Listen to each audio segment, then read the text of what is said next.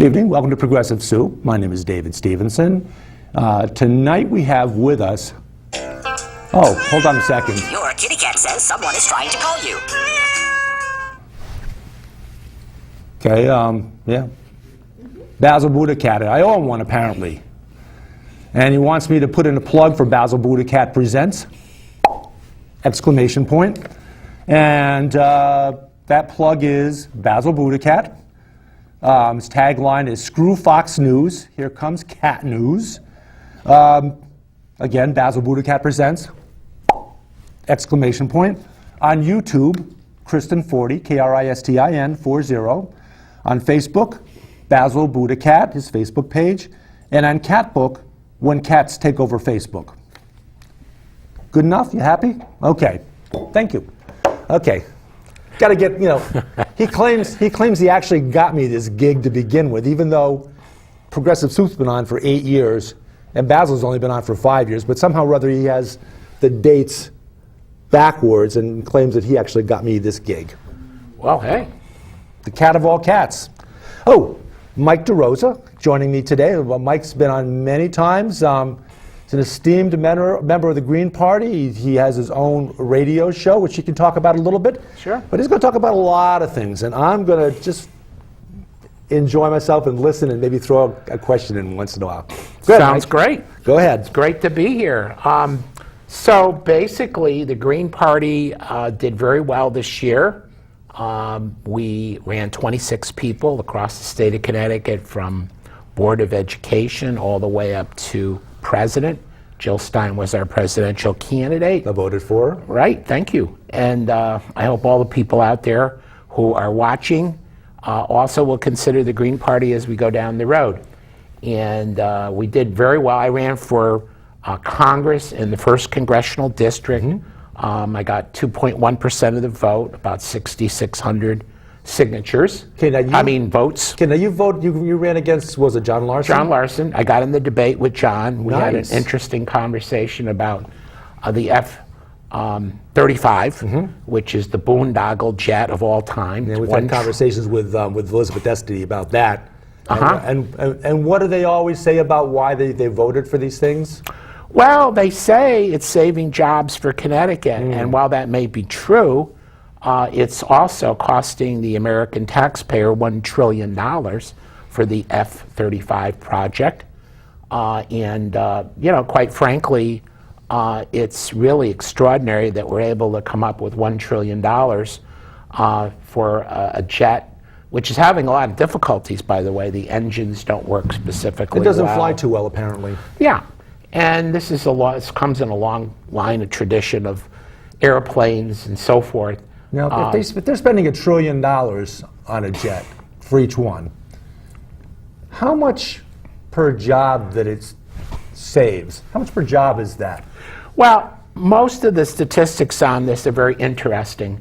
If you get one job in the military, you end up it really saves about 8,000 jobs per $1 billion. Okay. Creates 8,000 jobs per billion. If you use the same $1 billion for, say, education or for green energy or for anything else, really, you're talking between 18,000 and 25,000 jobs. So the problem is that the only thing you can hope for with a jet like this or one of these military projects is that it's never used. But that's the purpose of it, right? The purpose of it is to create these war machines, then destroy them, and then they have to be replaced, which is at the core, I think, of our economic system, which is really, we're addicted to war. And that addiction continues to today. So I question this, and John's a really nice guy. He always invited me into the debates when I ran against him 4 years ago, and this time. He's a very amenable person, very open to ideas, willing to listen to you.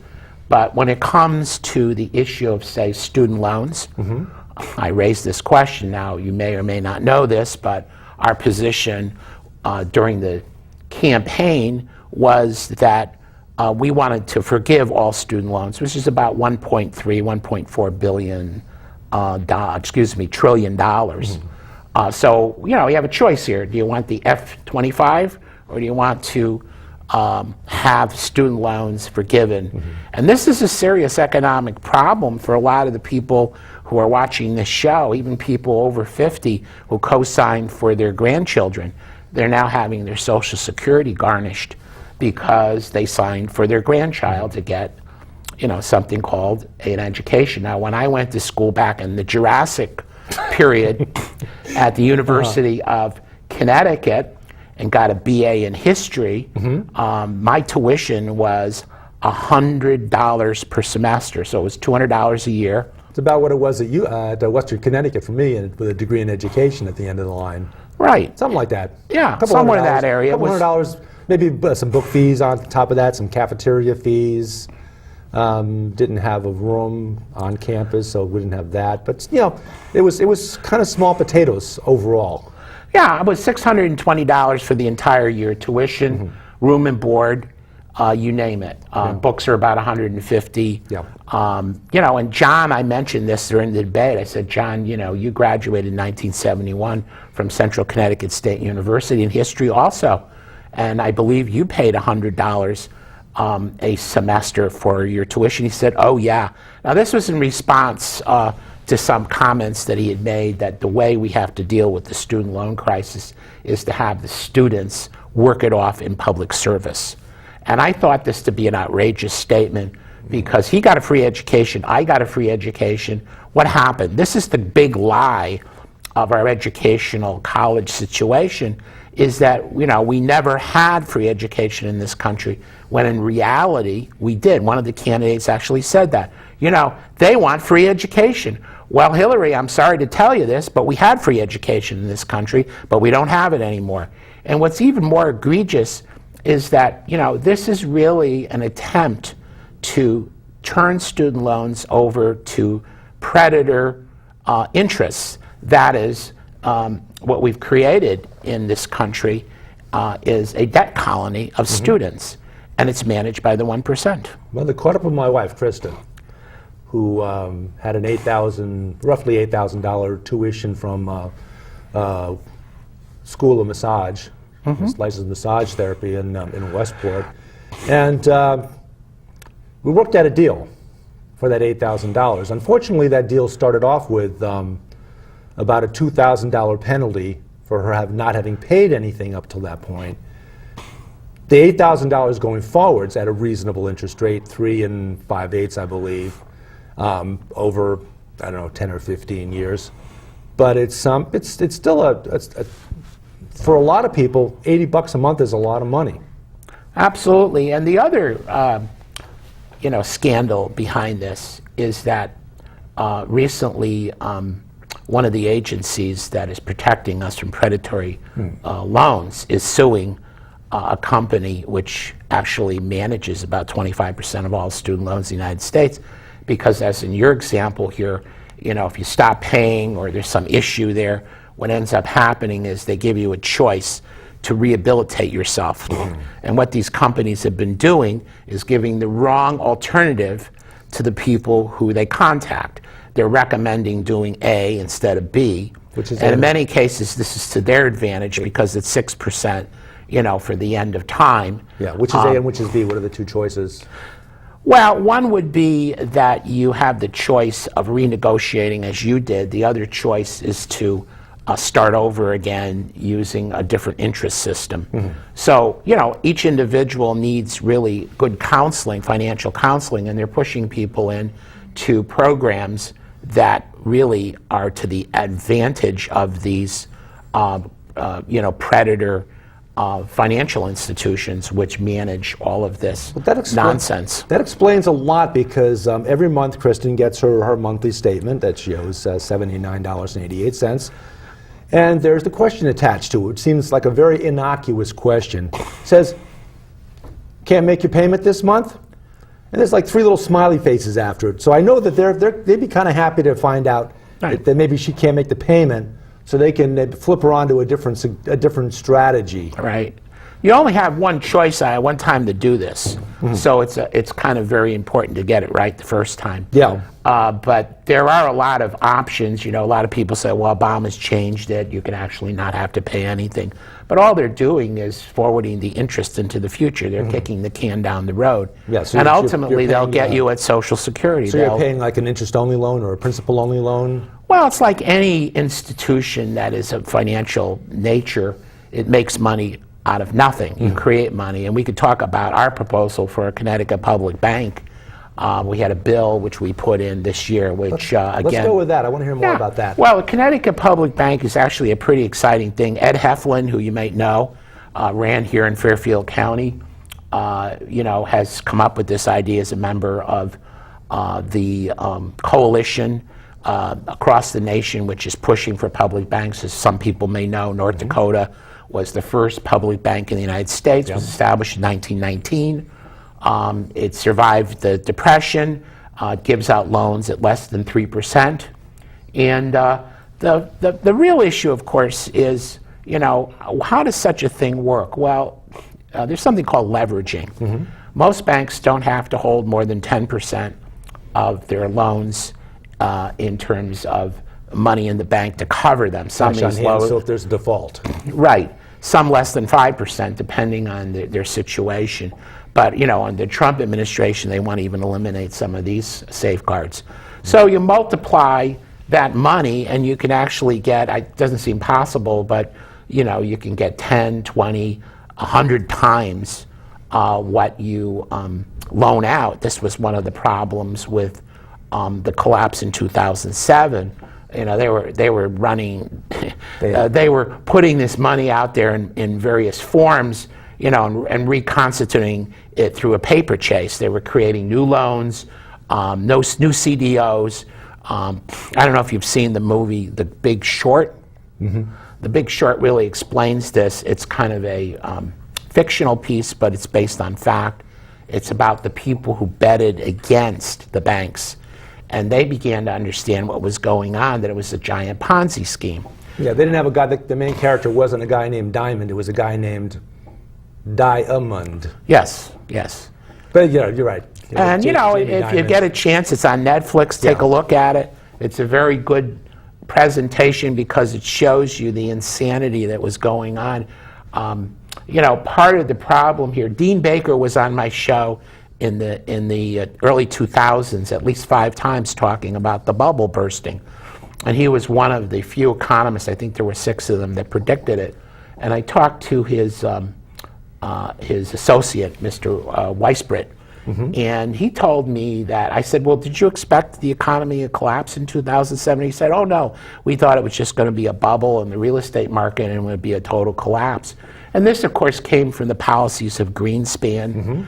Later on he apologized and he said, I just don't understand what happened. It goes against every, belief that I've ever had. Well, this is the problem. These people believe that ideology trumps reality. Didn't the same thing happen in 1929, 1930? Where the banks were playing fast and loose with loans? Yes. Yeah, and it was, the stock market collapse was geared by the fact that they were buying on credit. Yeah, a couple guys in Congress named Glass and Stiegel put together a bill which stopped it from happening until they undid that in December 1999. The Glass-Steagall bill or law basically separates commercial banks from investment banks. So if investment bankers want to blow their brains out, they can do that. Yeah. And it doesn't affect the commercial banks. But what happened in 1999 is this gentleman, what was his name now, Bill Clinton? Oh, yes. Yes. He decided that he was going to get rid of Glass-Steagall. And while it's not a direct cause of the collapse, it certainly set the stage for it. And I think that, once you mix the banks, commercial banks, with the investment banks, what happens is that, you have to bail them out according to the legend. They're too big to fail, too big to jail. Yeah, and quite frankly, that too big to fail thing popped out real quickly when the wheels started to come off the wagon. Yeah, and I think what happened is that, if we look at our economy and our gross national product, and it's quite gross, is the fact that what you have is this predominance, almost $1 trillion being spent on war, past, present, and future. So how do you build an economy? So they had to create this diversion, which was the real estate market, and then the dot-com market. These are bubbles that are created to create churning in the system, and churning is the element by which money is made. Well, we remember, a lot of us, how NASDAQ all of a sudden came into existence, and bada bing, it was 10,000 points, and it was the best, and a day later it was 5,000 points. Right. I mean, if you look at real estate from about 1830 or 1840 in this country, according to Dean Baker, all the way up to the present, the increase in value has been approximately 1% per year. I mean, it goes up and down. And that's a reasonable amount. Right. And then if you go 1% every single year and not occasionally do 1% a month, which we saw back in, when did I start being a realtor? 1985, 1986. Right. And all of a sudden we hit the stone wall, and everything lost 10, 20% of its value, which left a lot of folks holding the bag. Well, before I retired, I was working in computers, mostly in Boston, touchscreen systems for restaurants and small businesses. And I noticed in 2005, 2006 that the bottom was beginning to fall out of these restaurants because people didn't have any discretionary funding. And an interesting thing happened in I think it was 2001 in my network group. We had a smaller group within the network group, which is real estate. One of them got up and said, we don't want good mortgage prospects. We want bad mortgage prospects. And I went up to him after he made his presentation, because we would meet once a week. We would give our little, presentation, on a rotation basis.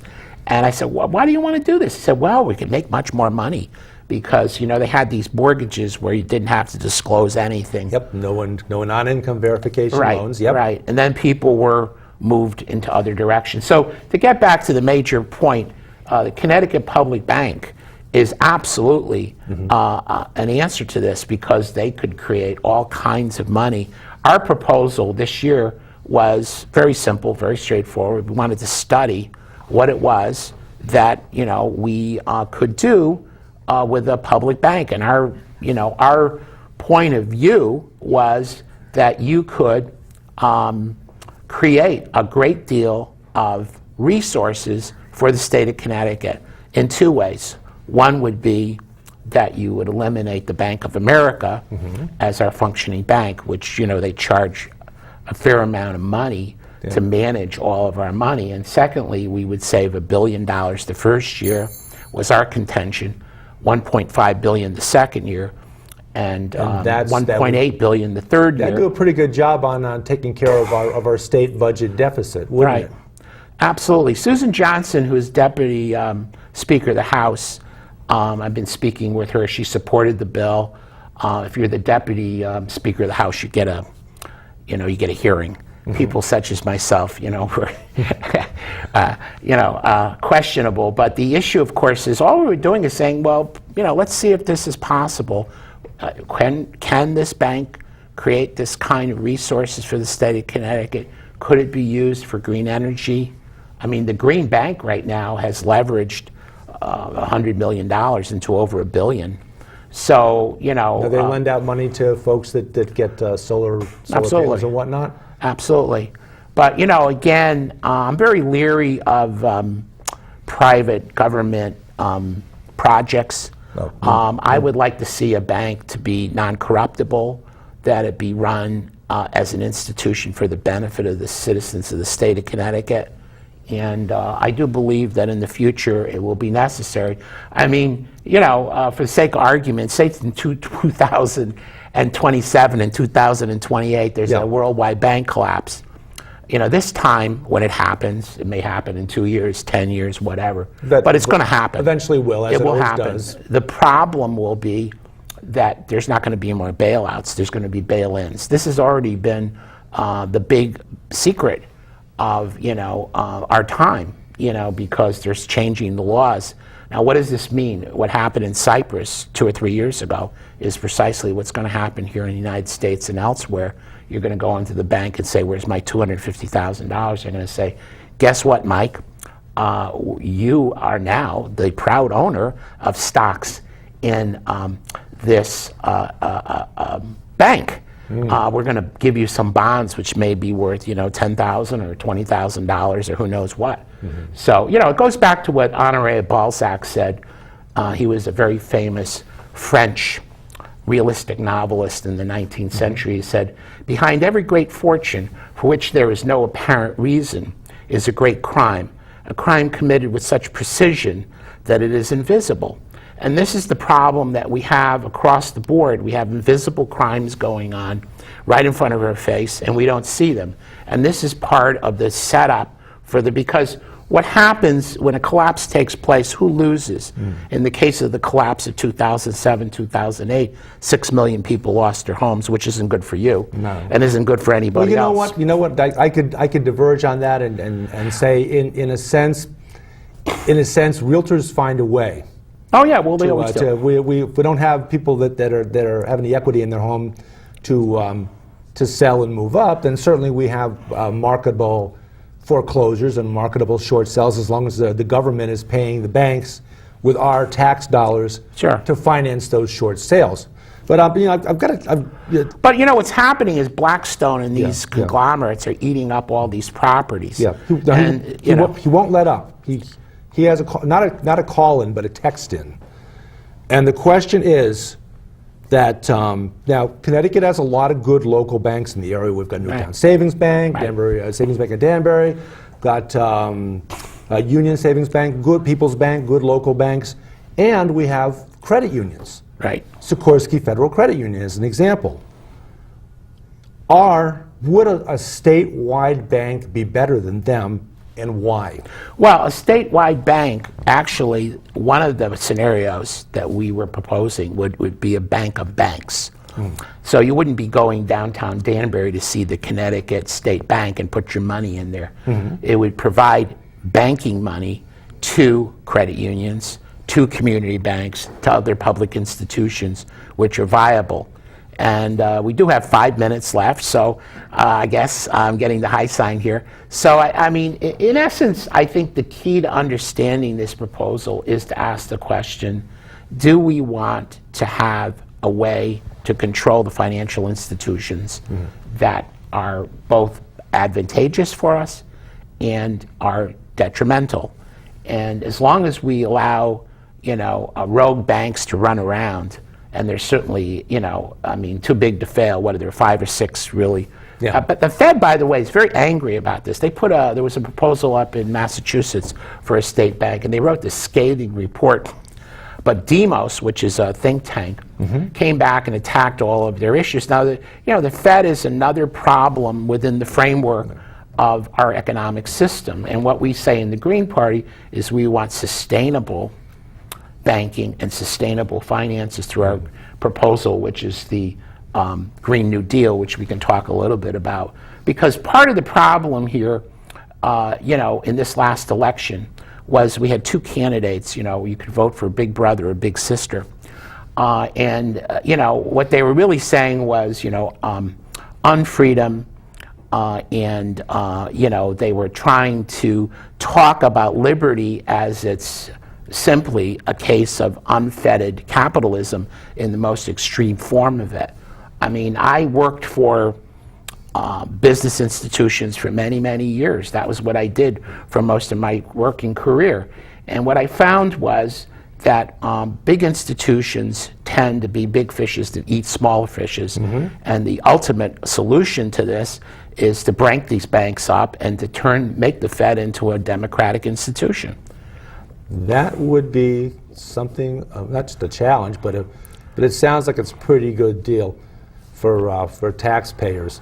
Now, how do you calculate this savings to the state of Connecticut? You mentioned $1 billion one year and $1.5 billion the next. How does that come about? People are going to be asking. As a matter of fact, I know it's the secretary of who's the secretary of whatchamacallits in Trump's administration? Who would be asking that question? I don't think they're asking that question. I think what they're doing is giving us. But if there were two tables away from us, somebody, who would that be? I can't think of. I think it will be Yellen at the Fed. Janet Yellen. Yeah, Okay. yeah, Well, she's there. She's 2 tables away. She wants to know. Could you clarify that a little bit? All right. Well, first of all, the Bank of America, which is the bank which controls our financial institutions in terms of state government. Yeah. It only gives us about 1% back on the money that we spend through them. So they get to use all this money because not all of it's spent. But the real issue you're asking is, how would this happen? Well, it's the magic of leveraging money. That's the key to it. You don't have to keep, it's really what it is taking liability and turning it to an advantage. We're taking our budget of $20 billion and leveraging into the bank. That's how it works. And, it's nothing new. Bankers have known this since the beginning of time. It sounds a little bit like during the Civil War, where banks were very anxious to finance the Union Army and finance the Union's excursion into the South to take back the rogue Southern states. And Lincoln, I believe, and you could correct me if I'm wrong, because I often am, but Lincoln actually went to a national bank where the government owned the bank and did its own financing.